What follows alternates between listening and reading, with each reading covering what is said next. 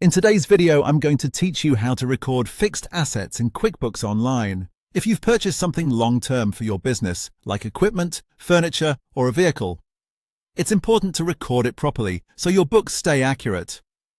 Instead of treating that purchase like a regular day-to-day expense, you'll want to place it in a fixed asset account. That helps keep your financial records organized and makes reporting much clearer later on. To get started, go to the Settings menu in the top right corner of QuickBooks Online. From there, choose Chart of Accounts. This is where QuickBooks stores all of the accounts used to organize your transactions, so creating the right account here is the first step. Once you're in the Chart of Accounts, click New to create a new account. When the Account Setup window opens, set the account type to Fixed Assets. This tells QuickBooks that the account will be used for items your business plans to keep and use over time, rather than something consumed right away.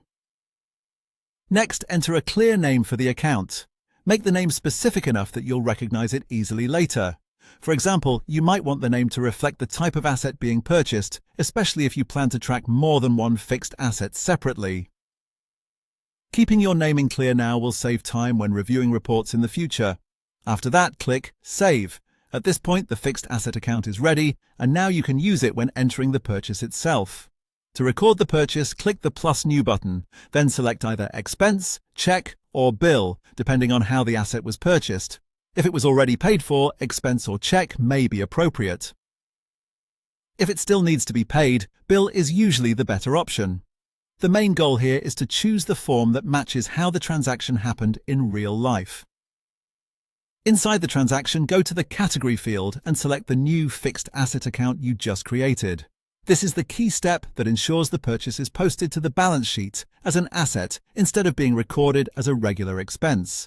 Then enter the amount of the purchase carefully. Double-check the number before saving so your asset value is recorded correctly from the start. When everything looks right, click Save and Close. That's it. You've now successfully recorded a fixed asset in QuickBooks Online.